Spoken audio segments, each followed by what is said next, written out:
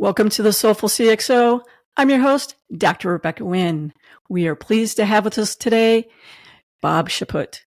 Bob is the founder and executive chairman of Clearwater Security, where he has worked with board members and C-suite executives at numerous organizations, including Fortune 100 companies and government agencies. He dedicates his time to educating industry leaders through various mediums such as articles, presentations, teaching, a YouTube channel, and webinars. His insights on cyber risk management have been widely published, including 2 books, Enterprise Cyber Risk Management as a Value Creator, and Stop the Cyber Bleeding. Additionally, he serves on numerous boards and is active in professional organizations such as Chime, HIMSS, IC Squared, ASACA, and ISSA. Bob, great seeing you again. Welcome to the show. Thanks very much, Rebecca. Pleasure to be with you. Bob, can you tell us a little bit about your career journey? How did you even get into the field of cybersecurity and obviously becoming the executive chairman? Yeah, it's really, the beauty's in the eyes of the beholder. I'll say it's interesting, but we'll let your listeners judge that. I actually started my career as an educator. And back in those days, we didn't really have computer science as a major. We signed into the Dartmouth time-sharing system and we entered our programs and put them out on punched tape. And that was the exciting world of cybersecurity. I taught for a number of years, and the interesting thing was I watched many of my graduates go off and begin jobs as computer programmers, earning twice as much money as I was earning as a teacher. So I decided I would throw my hat in the ring. I went to work for GE, joined their financial management program. I was a computer programmer, and for those who have some history to them will recognize the language COBOL. Did programming in COBOL and Fortran, Pascal, languages like that. And I found that so fascinating. Wow, they're paying me to do this. I was enjoying it so much. I progressed through the ranks at GE, ultimately became a vice president, chief operating officer in GE Information Services. I left there. I went to work for Johnson as their head of an organization called Networking and Computing Services, with responsibility for global voice video data networks, data centers, etc. Just rewinding for one moment, when I was at GE, early in my career, my first exposure to security was commercializing what had been an internal GE disaster recovery facility and selling those services to outside companies. And I was the operations manager there. And then jumping back to Johnson, incredibly enough, in 1993, there was not a chief information security officer at J&J. I built the program, made the proposal to the board of directors, and ultimately embarked on a program to bring someone in and do that work. And since then, I've been involved largely in healthcare, in privacy, security, cyber risk management, and among other things. And that ultimately led to the formation of the company. So throughout my career, which I count now in 4 decades, has always been an element of the work that I have done. And most recently, for the last 15 years, a great focus of mine in the building of Clearwater Security.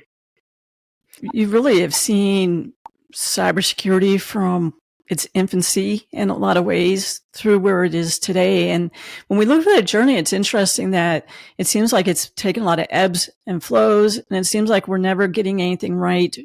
I didn't say anything, but it seems like we have a challenge when we talk about like cyber resiliency, trying to work security into the enterprise and doing it in a thoughtful manner. What great lessons have you learned over the years, and words of wisdom can you give us?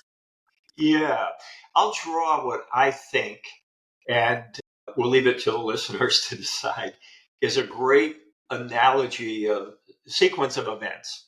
And in my career, early on, as I went to work in my first programming job at GE, I reported in ultimately to a group that was called data processing. And then it graduated to become electronic data processing. And then it became management information systems, and then management information services. And then ultimately, I loved George Forrester coined the expression a number of years ago, business technology. And so we've seen the evolution of the role of someone who used to be a manager or EVP to ultimately a vice president or senior vice president. I believe the same thing is happening as it relates to the role of chief information security officer. Many organizations had probably the director of infrastructure, and part of his or her assignment was information security or security to the extent it existed.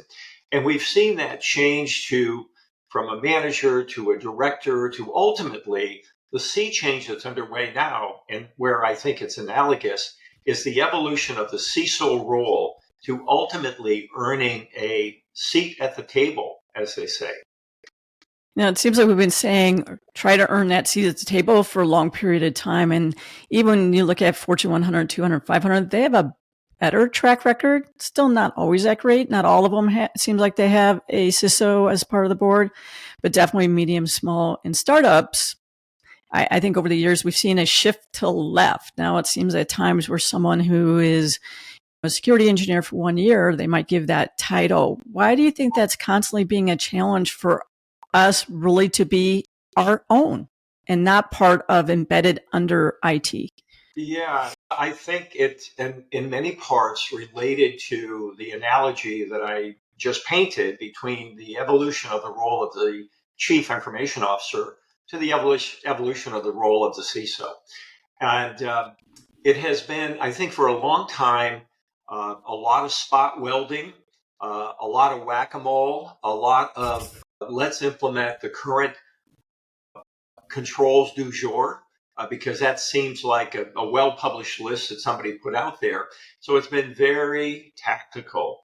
And what we're seeing now, especially as cyber risk, and I'll come back to this, the board's responsibilities, forget IT and cybersecurity and all that stuff for a moment. What it boils down to, boards of directors have three core responsibilities.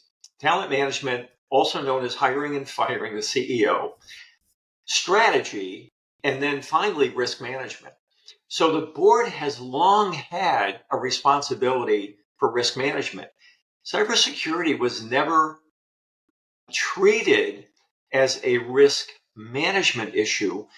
As compared to today, for many organizations, it's an existential risk. So what I think we've seen with that change and that evolution is recognition by the board that we need someone at the table that's not going to come in and talk to us about the phishing test results, the vulnerability scans, the threat du jour. We need someone at the table who's going to be able to come to us and talk about the risks that we're facing, the investments we need to make to mitigate those risks. And I'll add something that perhaps we can talk about further, someone who can think beyond managing the downside, someone who indeed can think about what are our cyber opportunities? What might we do to manage the upside? So I think this combination of factors has led to the need for the evolution of the role. And I'll make one other comment. In my career at GE and Johnson, and it was first at GE, as the role evolved, and both of those organizations, decentralized, lots of operating companies all over the world, every one of which had a director of IT. In my work at GE, I was reporting to the chief information officer in one of my roles.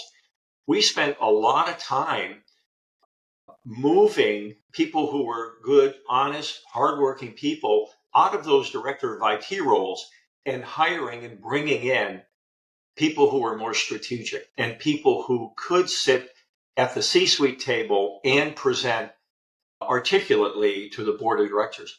I then went on to Johnson and we went through the exact same thing. I think this evolution is happening right now. You alluded to it a moment ago in cybersecurity and all industry sectors. Yeah, I agree with you. I use the CISO framework quite a bit personally, but I would tell you, it seems like I am an anomaly out there quite a bit when you talk about middle size and startup companies, a lot of times they just want to know how many vulnerabilities you process today. And I'm like, that's not what you should be focused on when you talk about strategic alignment and when you're thinking about stakeholders and you think about board directors and venture capitalists and private equity and where you need to go and where you really need to do dollar outline. A lot of people don't know how to tell that story. Can you walk us through maybe a framework or something like that we could use to try and be more successful in having those conversations? I think there are a number of things that the CISO or the aspiring CISO needs to do. But I'll start out with something really basic and fundamental. I alluded to it earlier on, and it's know your audience. Know what's on the mind of, and I'll start with the board of directors, and no disrespect, skipping over the C-suite, but I'm an advocate of seeing the CISO role move way out from underneath IT and into someone more strategic in the business, if not the CEO, the chief financial officer, chief risk officers, someone along those lines. So no disrespect, don't mean to skip over the C-suite, the very important part of this, but I would go directly to what's on the mind of the board of directors in those quarterly meetings or the interim meetings that they had. And there are three things that I mentioned before. Number one, talent management. Number two, strategy. And number three, risk management. That's a good opening point right there, because the board has always worried about risk management. Probably the first way for a CISO to hook the C-suite, to hook the board, is to be able to get engaged in risk management conversations in the way that they speak about risk management. So how do you do that? If you're a CISO or an aspiring CISO and you've not already done so, join their club. Join the National Association of Corporate Directors. Join the Digital Directors Network. And there are many other organizations out there, and begin to attend and listen to the kinds of things they're talking about, because cybersecurity, cyber risk management has evolved and emerged to be a big deal. Obviously, master of the obvious as I can be, and the boards are talking about it. And these represent forums where people can begin that conversation. Beyond that, let's put that in a category of hopefully a suggestion that's useful to people. Oh, and by the way, I'll put in a plug. If you are a CISO today and you have aspirations at some point in life to retire, there's wonderful work to be done as a member of the board of directors. So if you want to begin to think about post 40, 50, 60 hour a week day job and begin to think about contributing to an organization at the board level, sign up for these organizations, start drinking the Kool-Aid, and you'll kill two birds with one stone. Future career planning, number one, and number two, get connected with the board. So where I would go in terms of some of the things that you really need to think about, there are multiple steps. My number one is governance. If you don't have the right governance in place, starting at the board level and working your way down, and here's a simple but very practical, useful three-tier model. There's a committee on the board. If they're not clearly visible in terms of who's responsible for risk management, or more specifically cyber risk management, help identify that group, codify their work responsibilities in the form of a charter if it doesn't already exist. From there, go down to your C-suite. Call that level 2 in a three-tiered structure. And then finally, make sure you have a cross-functional team of people who are responsible for the operations of your cybersecurity program. One of the things I had the pleasure of doing at a company I failed to mention called Healthways was to help break down the silos that existed. Privacy team, security team, legal team worried about compliance and regulations and things like that. And there was all kinds of finger pointing, never collaborated together. And so governance in that three-tiered structure I mentioned will enable you to engage everybody in the organization. So that's one of many things you can do. And that's my opening bit. The second thing is to establish some guiding principles. And I'll refer again to the National Association of Corporate Directors. They, in connection with the Internet Security Alliance, have published probably 4 or 5 versions of a strategy book that basically a strategy document that basically outlines a principle-based approach to cybersecurity. Look at some of those principles that are out there. Don't take them wholesale. They may not fit your organization, but think about what fits in your organization, in your team. Another thing, and I'm going to stop at 3 for now. For me, the building blocks of your cybersecurity program comprise 3. Number 1, adopt a framework. Number 2, adopt a process. And number 3, adopt a maturity model. The framework is all about, as is articulated, I'm a huge fan of the NIST approach to cyber risk management. The first one I would recommend is the NIST cybersecurity framework.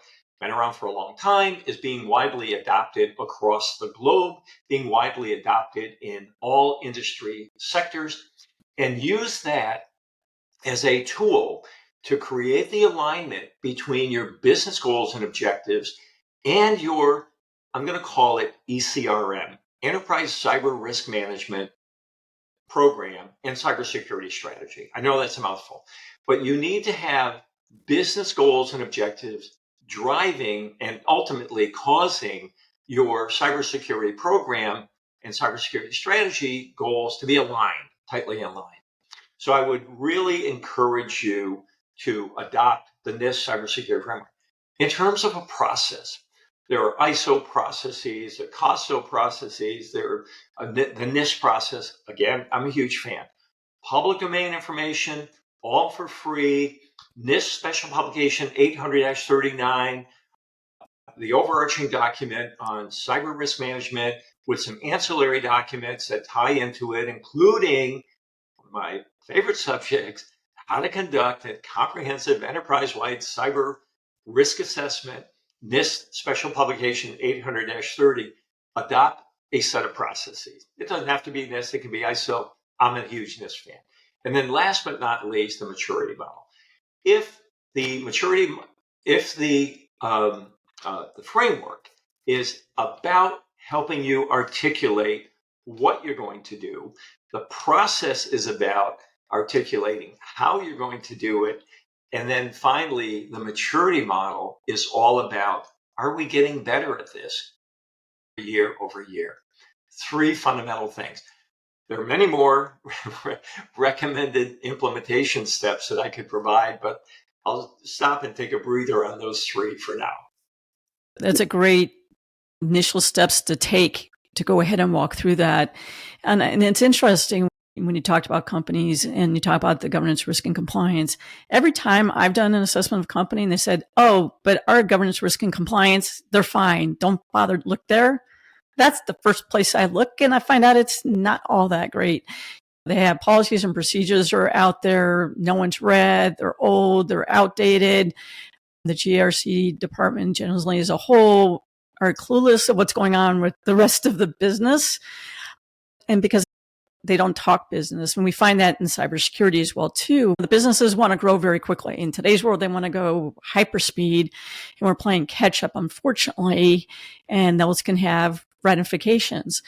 If someone does not have an enterprise risk management program or cybersecurity risk management program, and then they go to say, we want to go implement that, they're going to immediately get pushback because you're going to say, what is the amount of time and effort, and what are you asking us to do again? How should they try to overcome those objectives strategically?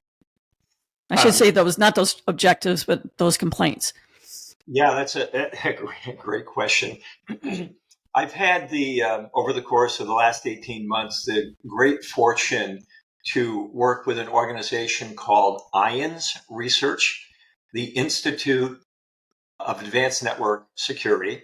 And in their business model involves bringing in folks like me to comprise their faculty. And we have an opportunity to work with organizations that are noodling through many of the issues that we're talking about. One of my standard opening questions is, tell me about your GRC program. What's the state of the art? Invariably, the responses go along the lines of, it's maturing, it's a little wobbly, we've had a lot of changes. A lot of people have put up a GRC program as window dressing, and there's not a lot that's really happening underneath it. And to overcome some of the obstacles of getting started, I would go back to some of the things I said a moment ago about governance, guiding principles, alignment of business goals and objectives with what you're going to end up with in your cybersecurity strategy, and things like that.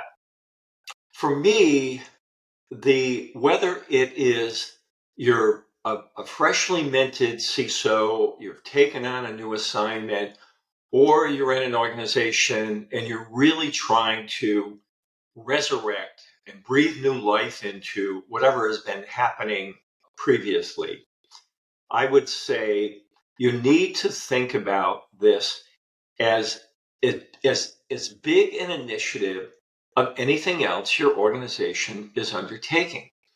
This is not a project. It doesn't have a start date and an end date. It's typically transformational.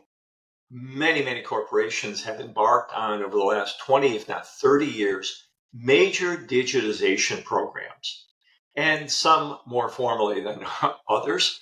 But for those that have done it right, they have regarded it as a transformational program. And like any other transformational program, for me, in my experience, there are 5 key capabilities that need to be developed and matured. Number 1, I mentioned governance. Number 2, people. The right people with the right motivations and the right quantity of them to pull this off. Number 3, process. Number 4, technology. That's classic, right? People, process, technology. And then last but certainly not least is engagement. And now let me touch on those. I talked about governance. I talked a little about, so the next thing in line is people. Lots of organizations are struggling with the right number of resources and the right caliber, quality of people in their organizations. That's always an issue. I want to come back to a matter of a change in thinking about cybersecurity as purely a cost center and begin to think about it as more of an investment center. I have so many sidebars here. Let me do one more sidebar off that sidebar. This goes back to the beginning of my career. In I think it was 85, the famous Harvard Michael Porter, the genius of marketing, and an individual from Deloitte published a paper, the exact title of which was I can't remember, but there's something along the lines of use information for competitive advantage. We're there now. Okay, let me rewind from the sidebar and I'll come back to that. What we need to do, if we're going to justify more people and the right people in the organization, is we need to start changing our thinking from purely playing defense to playing offense and sitting at the table and contributing to those strategy conversations. Process. I talked a little about process. I won't belabor that. You mentioned policies, procedures, practices, etc. How many of them have we both seen that are sitting on the shelf? They're like the best kept secrets in the organization. Nobody knows where they are or what they do, how they work. There's lots of work that organizations can do around that. Technology, obviously, there are everything from the strategic, the GRC solutions, to risk assessment, risk management solutions, all the way down to the SIMs and other tools that we use on a day in, day out basis. The last one I'll spend a moment on is engagement. I alluded to it before. This is a team sport, ladies and gentlemen. This is not the responsibility of name the most senior person, chief risk officer, the CFO, the CISO, the CIO, this is not one person's responsibility. This is a matter of collaboration and working together in so many different ways to be engaged. So how do you cause engagement to happen? Well, I don't know. I'm old fashioned. We used to do things called management by objectives. And my compensation at the end of the year was somehow tied to the things that were written in that plan. How about writing something down about cybersecurity, privacy, risk management? There are other things that can be done to facilitate engagement. I'm sure you've encountered the same thing. In how many cases do we go into the typical IT organization and say, who owns this application? Who owns the CRM system? Who owns the enterprise risk, not enterprise risk management, resource management system, the SAP, the PeopleSoft, et cetera? And it's usually the poor CIO who raises his hand. Wrong. I'm sorry.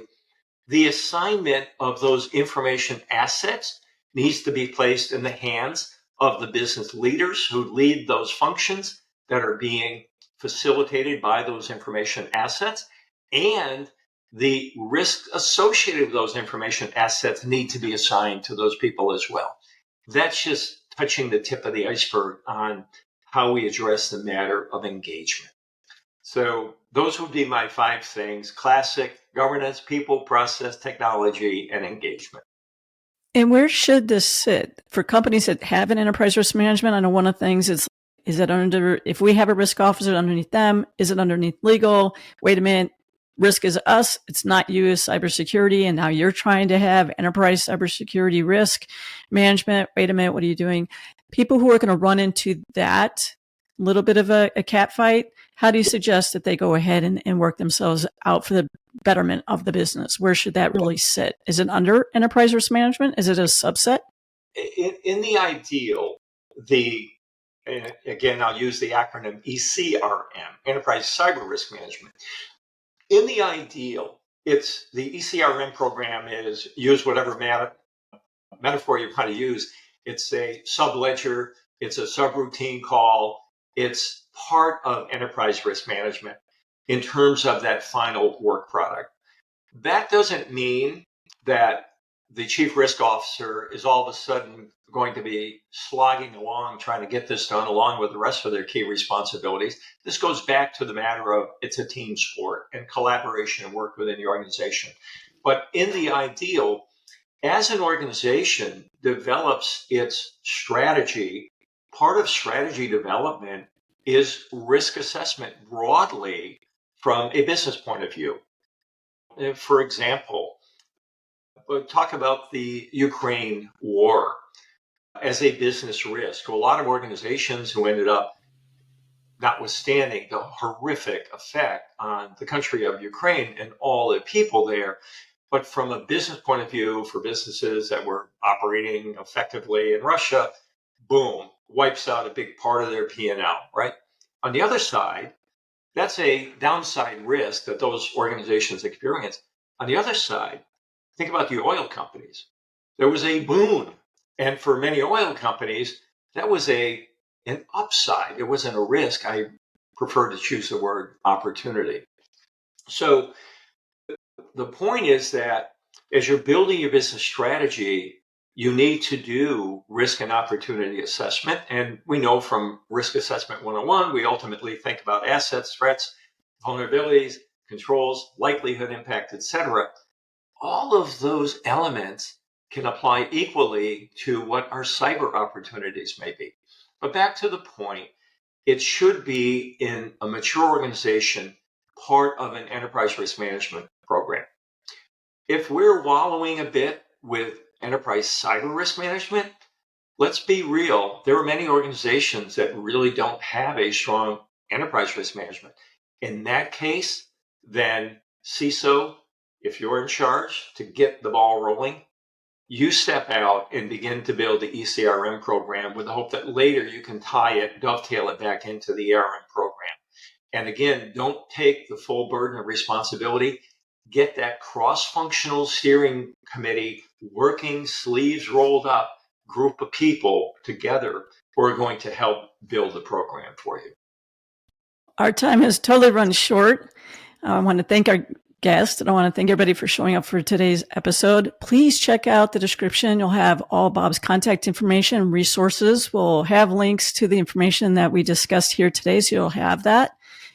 And please make sure you like and subscribe and share the channel. And please go ahead and subscribe to the Soulful CXO Insights newsletter available on LinkedIn. Bob, thank you so much for sharing your insights and your wisdom with us today. My pleasure. Thanks for having me.